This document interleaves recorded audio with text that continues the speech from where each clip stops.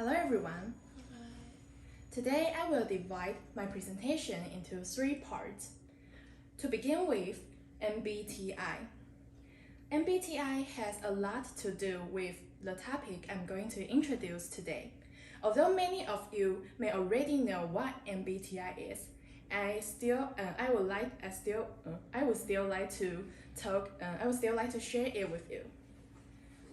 Next, similar to the issues in stereotype of gender, there are some misunderstandings in these two personalities.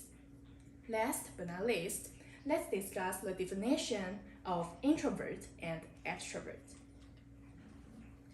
The whole name of MBTI is Myers-Briggs Type Indicator. It is quite popular these days. In school, I will always hear other people discussing about their MBTI. They will ask, "Hey, what's your MBTI?" I am ENFJ and I'm ENTJ. At first, I was so confusing. What are they talking about? These English letters seems to be so messy. However, each letter has their own meanings. For example, the letter E stands for extroversion, and the letter I stands for introversion. By the way, have you ever taken the test of MBTI? Yes. Or have you ever considered whether you are an introvert or an extrovert?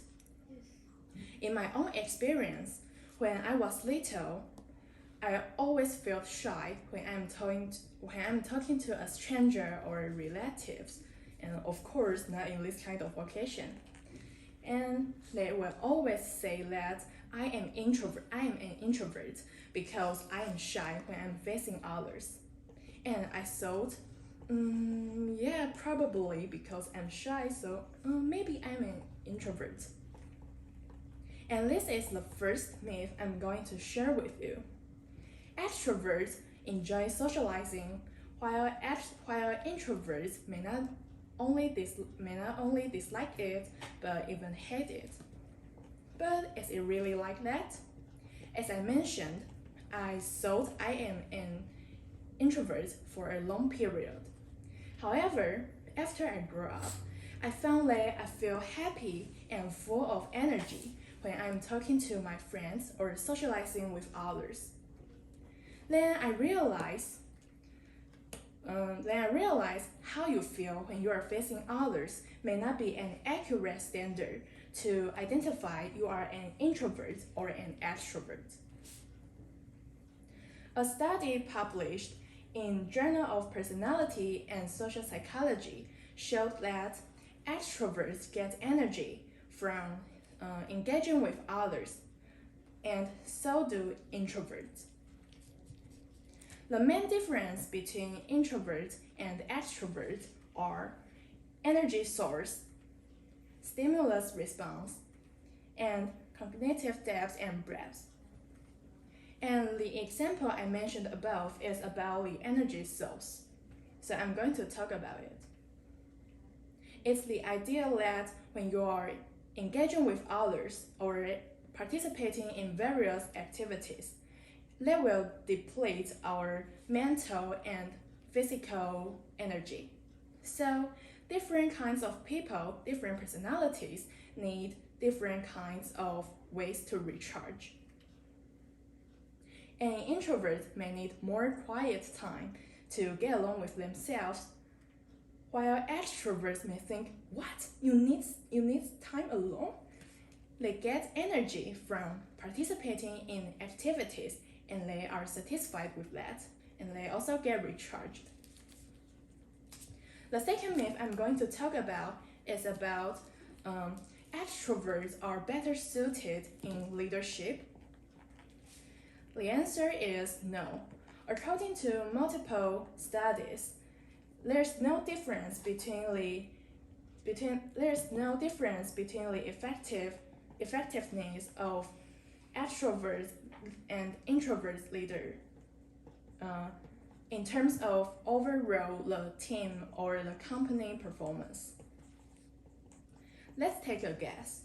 Among these three people, which ones do you think are introverts and which ones do you think are extroverts?